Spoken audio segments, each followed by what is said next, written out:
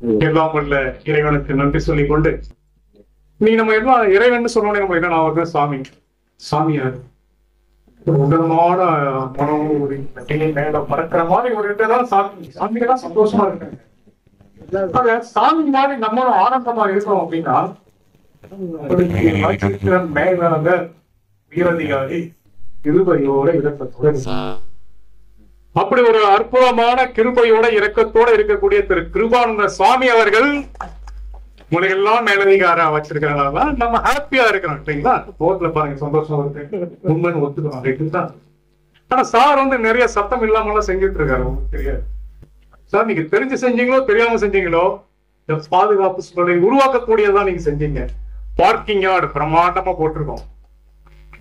22 ஏக்கரா 25 சொல்ல தெரியல 50 கோடியில பிரம்மாண்டமான உலக நாடுகள் எல்லாமே திரும்பி பாக்குது. சென்னையா ஏற்கனவே திரும்பி பாக்குதுன்னா 150 வருடங்கள் பாரம்பரியம் மிக்க போட்டோம். இதுல வேலை செய்யறதுக்கே நம்மளுக்கு ஒரு பெருமை. இந்த பெருமைக்காக நம்மளே ஒரு கைதட்டிக்கலாமே நம்மளுக்கு நாமளே. சம்டைம்ஸ் நம்ம கேட்டு வாங்குவோம். ஏன்னா நம்ம கிட்ட அந்த சவுண்ட் இல்ல சிரிப்பாங்கல்ல அந்த மாதிரி செட்டப் ஏதாவது வச்சது இல்ல. பட் நாங்க அப்படி வாங்க மாட்டோம். உங்க இதயத்தை டச் பண்ணி உண்மையிலே உங்களை சிரிக்க வைப்போம். பார்க்கலாம் போறீங்க. ஒரு பார்க்கிங் ஆர்டர் இருக்குன்னா நீங்க 30 கிலோமீட்டருக்கு கன்ஜெஷன் அப்படிங்கிற ஒரு பேரே இல்ல. அந்த கன்ஜெஷன் இல்ல அப்படிங்கறனால விபத்துகள் தவிர்க்கப்படுகிறது. அதுக்கு காரணம் முக்கியமான காரணம் போக்குவரத்துறை மேலாண்மை சற்று மிக இல்லை. அடுத்ததா பிள்ளையில இருந்து மதுரையை நான் பாத்துக்கிறேன். அது சென்னை என்னால கண்ட்ரோலே பண்ண முடியலையா? பிஸ்துக்குன்னு போத்திக்கவா போத்திக்கு இதெல்லாம் சொல்றான் எனக்கு ஒண்ணுமே புரியல அப்படின்ட்டு பிள்ளை நடராஜன் ஒருத்தர் நக்கீரனே வந்து நான் சென்னைக்கு போக மாட்டேன்னு சொல்லிட்டாங்க. நடராஜன் அமைச்சர் தலைவரா பாத்தீங்கன்னா புத்தகங்கள் விவாதிக்கப்படுகிறது உங்க தமிழ்ச்சங்கத்துல. ஒவ்வொரு வியாழக்கிழையும் என்ன சொல்றீங்க? வாசகர் வட்டம் இருக்குது. ஒரு புஸ்தகத்தை பிரிச்சு மேஞ்சா பீஸ் பீஸா கழட்டி நான் சொல்றேன் படிச்சு அதோட கருத்துக்களை சொல்லக்கூடிய அற்புதமான ஒரு சபை தமிழ் சங்கம் சென்னை துறைமுகம் போன்று இருக்கிறது. தமிழ் வாழ்வதற்கான ஒரு காரணமாக தமிழ் சங்கம் இருக்கிறது என்பது இந்த பெருமை. அதனுடைய தலைவர் திரு நடராஜன் அவர்கள் நெருங்கிய நண்பரும் கூட. நக்கீரனே மறுத்த சென்னையில் தமிழை ஆட்சி செய்ய வைத்திருக்கிறார் நடராஜன் அப்படிங்கிற ஒரு பெருமையான விஷயமா. அடுத்து கடவுள் மனிதனுக்கு சொன்னது எல்லாருக்கும் தெரியும் கீதை. மனிதன் கடவுளுக்கு சொன்னது திருவாசகம் தெரியும். மனிதனுக்கே சொன்னா திருக்குறள் சொல்றீங்க. ஆனா சென்னை துறைமுகத்துடைய பாதுகாப்பு துறை மற்ற எல்லா துறைக்கும் ஒண்ணு பொறுப்புதான் இந்த பாதுகாப்பு. அத சீரும் சிறப்புமாக முத்தான சாமியிலேயே ஒரு முத்துசாமி அவர்கள் அவரால்தான் நம்ம எல்லாமே இங்க பேசியிருக்கோம். அவருக்கு நன்றி சொல்லி இந்த பின்னூட்டங்கிறத நான் இங்கதான் வந்து தெரிஞ்சுக்கிட்டேன். நிறைய பேர் அற்புதமா எழுதுறாங்க. இவங்க எழுதுற ஆள் அழகா அதுக்கு பின்னூட்டம் நீங்க கொடுக்குறீங்களா? ஒரு ட்ரெஸ் மாதிரி திரு பவனந்தியார் அவர்கள் பின்னூட்டம் ஒண்ணு போடுறாரு பாத்தீங்களா? அப்படி புஷ் எங்கேயோ போடுது அந்த கவிதையில் அந்த கதையுடைய அந்தஸ்து உயர்வாக செல்வதற்கு காரணத்தில் பவனந்தியார். எத்தனை பேர் தரங்க இருக்கீங்க? எல்லாருமே தமிழ் அறிஞர்களுக்குள்ள இங்கே இருக்கிறீங்க இல்லையா? எல்லாருக்குமே மிகப்பெரிய நன்றியையும் வணக்கத்தையும் செலுத்தி, ஆனா முக்கியமான ஆள் இது யாரு? உங்களால் நாங்கள், உங்களுக்காக நாங்கள், நீங்க இல்லைன்னா நாங்க இல்லை. எங்களுடைய துறைமுக சொந்தங்களே இல்லைன்னா நாங்க இல்லை. கைதட்டினா நாங்க கைதட்டினா எல்லாமே உங்க தான் இருக்கு. ஆனால் கொஞ்ச நேரத்துக்கு முன்னாடி ரொம்ப அமைதியா இருக்கும் இந்த இடமே. சார் வர்றதுக்கு முன்னாடி எல்லாம் பாத்தீங்கன்னா ஒரு பேரழிவு சந்திச்ச இடம் அது எதுக்கு அப்படின்னா பின்னாடி வரப்போற சந்தோஷத்தை சிரிக்கிறதுக்காக நீங்க சேர்த்து வைத்ததுங்கல்ல, சிரிப்புலாம் இப்ப உங்ககிட்ட தான் இருக்கும். அதுக்காக தான் நாங்க உங்களை டெஸ்ட் பண்ணோம். ஏன் டிலே பண்றாங்க? டிலே வாட்ஸ்அப் 3 மணிக்கு சொல்லிட்டு 3:30 ஆரம்பிக்கிறப்போ அப்படி கிடையாது. எப்படி இருக்கு அப்படின்னு எல்லாத்தையும் அப்பயே நீங்க சிரிச்ச குழுத்துல பேசி கேட்டீங்கன்னா நாங்க ஏதாவது ஜோக் சொல்லும் போது நான் ஏற்கனவே சொன்ன மாதிரி எங்களுக்கு சிரிக்கிறதுக்கு எந்த டெக்னிக் இல்ல. இதை டச் பண்ணி எல்லாம் கொண்டு வர போறோம் சொன்னீங்க. அதுக்கு தேவை உங்களுடைய சரி. நீங்க நம்ம எடுத்து என்ன தலைப்பு எடுத்திருக்கோம்? விபத்தில்லா சமூகத்தை உருவாக்குவது அரசாங்கமே தனிநபர். இது என்னங்க டவுட் இருக்கு? அரசாங்கம் தான் செய்யணும். இது எல்லாமே அவங்க சட்டம் கூட தானே செய்ய முடியும். அரசாங்கம் சரிங்களா? ஆண் ஆதிக்கம், அத்தனை பேரும் ஆண்.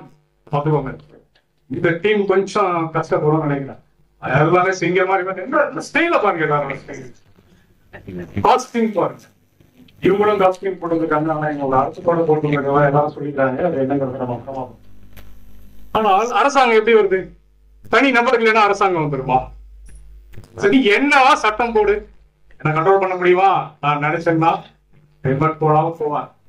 உன் கிட்ட வர்ற வரையும் மெதுவா வருவான். நீங்க சாப்பிட்டு வாங்கி போயிட்டு ஆக அரசாங்கமா அதுக்கு தனி நபர் கொஞ்சம் தப்பாக இருக்கும். விவாதம் அனல் பறக்கும். சேஃப்டி ஆபீசர் சார் ஒரு ஃபயர் இன்ஜினை கூட நீங்க வச்சிருக்கேன். விவாதம் அனல் பறக்கும். அதுல பத்துக்கிச்சு அப்படின்னா அது நாங்க பொறுப்பு கிடையாது. அது உங்களுடைய பாதுகாப்பு அதிகாரியோட பொறுப்பு தான். அதனால் விவாதத்தால் அனல் பறந்தால். ஆனா புள்ளி விவரம் என்ன சொல்லுது அப்படின்னு பார்க்கும்போது, ஒரு வருஷத்துக்கு சார் தெளிவா சொன்னாங்க, 96% மனித தவறுகள், 4% தான் இயந்திர கோளாறா இருக்கும் அப்படின்னா புள்ளி விவரம் சொல்லுது.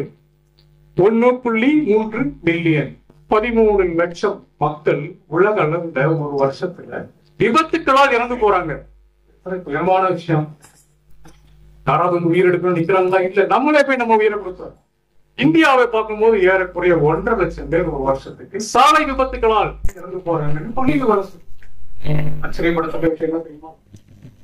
தமிழ்நாட்டுல 15,000 18,000 இருந்த அந்த உயிர் இழப்பு கடந்த வருடம் 273 குறைஞ்சிருக்கு. அதுக்கு யாரு காரணம்? இவங்கள மாதிரி ஆட்கள் விழிப்புணர்வை ஏற்படுத்துவதுதான் காரணம்.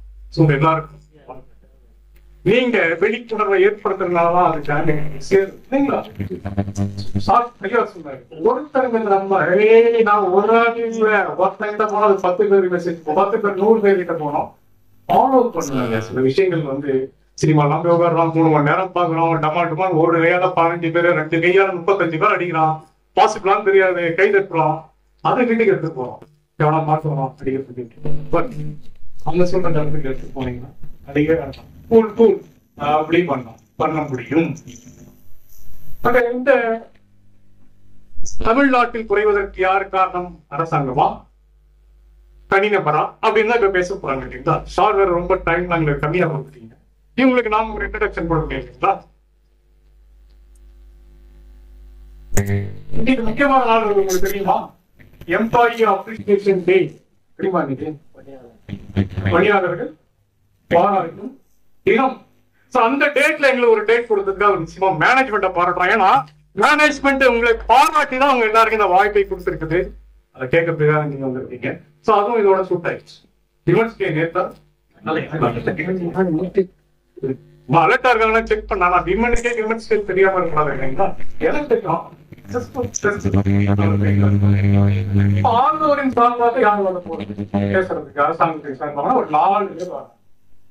அதுல திரு சக்திவேலவர், தொழிற்சங்க பேச்சாளர், கன்னி பட்டிமன்ற பேச்சாளர். நம்ம ஏன் கண்ணின்னு சொல்லணும்? ஆம்பளம் தானே. நாங்க சொல்றோம் கண்ணன் பட்டிமன்ற பேச்சாளர். முதல் முறையா யாருன்னாங்க தொழிற்சங்கவாதி அவரு. நீங்க தொழிற்சங்கவாதி சொல்லுவாரா? நீங்க மக்கள் கேட்கிறாங்க, நீ எப்படி பேச போறீங்க? பேச போறோம். இவருக்கு அடுத்ததா யாரு இருக்காங்கன்னா திரு ஆனந்த், பயிற்சியாளர் அப்படிங்கிறாங்க. ஒரு உயரத்தை பார்த்தாவே இந்த அணிக்கு ஒரு ஷேக் எப்படி பார்க்க வேண்டியது இருக்கு அவரோட ஹைட்டை. இப்போ ஒரு பேசுறது கரெக்டா இருக்கும்ல. நம்ம ஊர்ல வெள்ளையா இருக்கவங்களும் உயரமா இருக்கவங்களும் பொய் சொல்ல மாட்டாங்க. ட்ரஸ்ட் மீ, வெள்ளையா இருக்கவங்களும் நிச்சயமா வெள்ளையா இல்ல. பொய் சொல்ல நினைச்சுக்காதீங்க. நானும் பொய் சொல்ல போறது கிடையாது. ஏன்னா இவங்க பேசுறத வச்சு கொடுக்க போறாங்க, தீர்க்க கொடுக்க போறது. இவங்க 2 பேரும் எப்படி பேசுறாங்கன்னு வச்சுக்கோங்க. அதனால உயரமா இருக்காரு, பயிற்சியாளர், தமிழ்ச்சங்க செயற்குழு உறுப்பினர், பட்டிமன்ற பேச்சாளர். சரிங்களா? அவர் பேச அடுத்து வரப்போறது திரு சந்திரசேகரன் அவர்கள். அனுபவம் வாய்ந்தவர், மீண்டும் சொல்கிறேன், அனுபவம் வாய்ந்தவர். சரிங்களா? அவ்வளவு அனுபவம் உள்ளவர். தமிழ்ச்சங்க செயற்குழு உறுப்பினர், பேச்சாளர், நிகழ்ச்சி தொகுப்பாளர், சமூக ஆர்வலர். இதையும் கேட்டுமா நீங்க உட்கார்ந்துருக்கீங்க? அடுத்து யார் போவோம் அப்படின்னா திரு காளிதாஸ், இந்த அணியோட தலைவர். இவரும் நிகழ்ச்சி தொகுப்பாளர், பட்டிமன்ற பேச்சாளர். கடந்த 6 மாசம் நம்ம ஒரு வேலை பண்ணிட்டு இருக்கோம். என்ன தெரியுமா உங்களுக்கு? 250 கோயில்களை பத்தி சார் உங்களுக்காக கூகுள்ல நீங்க ஏதாவது ஒரு பேர் வைங்க. ஷாகுல் வச்சா நல்லா இருக்காது, எனக்காக ஆயிடும். ஷாகுல் அது மாதிரி ஒரு பேர் சப் டிவிஷன் ஒன்று போட்டு நம்ம எல்லாம் வாங்கி கொடுத்துருந்தோம். வரலாற்று மாணவர்களுக்கெல்லாம் அந்த பாடமா போகும். 250 கோயில்களை பத்தி இதுவரையும் அக்கு வேறு ஆணி வேற அந்த கோயில் எங்க இருக்கு, அதை கட்டணது யாரு, கட்டின வணிகிட்டே இல்ல ரெக்கார்ட். அந்த அளவுக்கு தோண்டி எடுத்து எங்க ஒரு கோயில் அப்படின்னா இந்த கோயிலுக்கு போனாலே உங்களுக்கு யார் ஞாபகம் வரணும் அப்படின்னா காளிதாசன் பேரே உங்களுக்கு காளிதாசன். காளியினுடைய அருள் கிடைச்சிருக்கு. அந்த காளிதாசனுக்கு கிடைச்சா இதுதான் இந்த அணியை தூக்கி நிறுத்த போறாரு.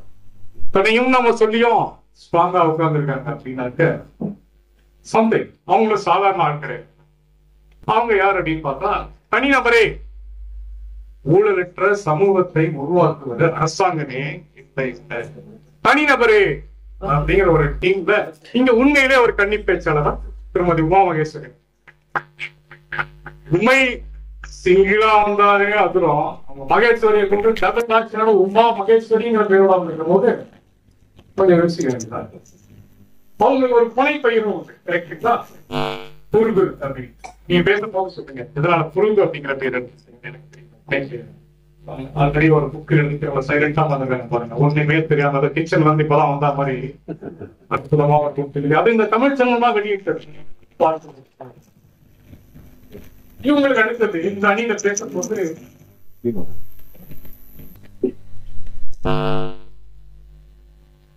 திரு ராஜ்குமார் பசங்கள்லாம் காகிதத்தை வச்சு பொம்மை செஞ்சுட்டு இருந்த காலத்துக்கு இங்கே இந்த காகிதத்தை வச்சு கவிதை எழுது பொம்மை காகிதம் அப்படிங்கிற முறை நீங்க எல்லாம் இருக்கியா ரொம்ப பின்னான ஆகுவாங்க. சாட்சி கையெழுத்து சாட்சி கையெழுத்து போட்டேன். வீட்டுல ஒருத்தர் ரொம்ப கஷ்டமாப்படுறேன் ஆட்டோ வாங்கிட்டு போயிடுச்சு அப்படின்னா ஆட்டோவை கையெழுத்து போட்டேன். அவன் அட்லீஸ்ட் பணத்தை திருப்பி கொடுக்கணும்னா கூட பரவாயில்ல. ஆட்டோ யாரு மேலே இடிச்சுட்டு அங்கேயே ஆட்டோ விட்டு போயிட்டான். இன்னைக்கு வரைக்கும் நான் சாட்சி கையெழுத்து போட்டு அழிஞ்சிட்டு இருக்கேன். இவர் போட்ட சாட்சி கையெழுத்து தமிழின் ஆட்சி கையெழுத்தாக மாறி ஆட்சி கையெழுத்தாக விளங்கி இதுதான்டா கையெழுத்து இந்த சாட்சி கையெழுத்தாக இதெல்லாம் பவனந்தியாருக்கு வந்து கத்துக்கிட்டது. பின்னூட்டம் தெரியும். திரு ராஜ்குமாருக்கு அப்புறம் பாத்தீங்கன்னா செல்வமணி. சரி நம்மளுக்கு எல்லாம் யாருன்னு தெரியும்னா திரிஷா தான் தெரியும் எங்களுக்கு எல்லாம். திரிஷா நான் பாருங்க ஆம்பளைங்க சிரிக்கிறாங்க பாருங்க. திரிஷா எல்லாருக்குமே பிடிக்குமாப்பா? எனக்கு தான் பிடிக்கும். ஆனால் திரிகடுகத்தை சொல்லிக் கொடுக்கக்கூடிய உங்களுக்கு நம்பி திரிஷா தான் தெரியும். இன்றைய இளைஞர்கள் கிட்ட திரிகடுகம் அப்படின்னா என்னன்னு நூலை கொண்டு போய் சேர்க்கிற அளவுக்கு அவங்க தமிழுக்கு நான் நீங்க தைரியமா சொல்றேன். ஏன்னா டெய்லி அவங்களோட இது யூடியூப்ல வந்துட்டு இல்லைங்களா? தமிழுக்கு ஆழ்ந்த சிறமை உள்ளவங்க 2 சைடு எடுத்து விட்டாங்கன்னு வச்சுக்கோங்களேன், நடுவரை அவுட் ஆயிடுவாங்க. இது எதுல இருந்து எடுத்து விட்டாங்க அந்த அளவுக்கு நம்மளுக்கு எல்லாம் வந்து தரமே கிடையாது. அந்த அளவுக்கு டீப் நாலேஜ் அவங்கள்ட்ட. நான்மணி கடிகைங்கிறது கூட நீங்க நிறைய எடுத்து அரண் படியுறுன்னு சொல்றேன். சோ அவர் எப்படி கவிஞராக எழுத்தாளராக இருக்காங்களோ அதே மாதிரி மேடம் கவிஞர், நிகழ்ச்சி தொகுப்பாளர், பட்டிமன்ற பேச்சாளர் மற்றும் செயற்பொருளாளர் அவங்களுக்கு வாழ்த்து சொல்லுவாங்க. அடுத்து இந்த அணியை தனி நபரே என்று தூக்கி யார் நிறுத்த போறான்னு பார்த்தோம்னா சில பேரோட பேரை கேட்டாங்கன்னு வச்சுக்கோங்களேன், ஆப்போசிட் அணி ஓடிவிடா. இல்லை யாரு பாக்ஸிங் அப்படின்னு பேசாங்களா? முகம் பார்த்து அடி அதிகம் அடி பலமா அவங்க ஓடி. சோ மார்ஷியல் ஆர்ட் பண்ணன் யாருப்பா வர போறது? அவங்ககிட்ட போய் நிக்க முடியுமா? இதுதானே ஆப்போசிட் அணி பார்த்தா ஓடுற மாதிரி தெரியுது. இதுதான் கொஞ்சம் செக்யூரிட்டியை ஸ்ட்ராங்கா வச்சுக்கோங்க. ஸ்டேஜ் யாருன்னு பிறகு விட அந்த மாதிரி யாரு வர போறாங்க அப்படின்னா அந்த பேருக்கு சொந்தக்காரர் திருமதி ஜான்சி ராணி. வேற ரேஞ்சில வேற இருக்கு சொல்றாரு சாரு. பட்டிமன்ற பேச்சாளர், தமிழ் சங்கத்தோட மூத்த உறுப்பினர், தன்னம்பிக்கை ஊட்டக்கூடிய ஒரு பேச்சாளர். சோ அரசாங்கமேனு ஒரு அணி, தனிநபரேன்னு ஒரு அணி என்னதான் பேச போறாங்க அப்படின்னு நம்ம பார்க்கும்போது என்னதான் இருந்தாலும் அரசாங்கத்தோட கடமை தானே பாதுகாப்பா வச்சுக்கணும். பொதுவா யாரை கேட்டா தனிமனோட கடமை அரசாங்கத்தோட கடமையா சொல்லுவாங்க. அரசாங்க கடமை நான் கேட்க கடமை தலைப்பு உருவாக்குவது அது கிடையாது. சொல்றது கடமை. கடமைங்கும் போது அரசாங்கம் அவங்க அரசாங்கத்துல இருந்து ஒருத்தர் வந்து ஃபர்ஸ்ட் பேசுங்க எப்படி பேசுறீங்கன்னு பார்க்கணும்.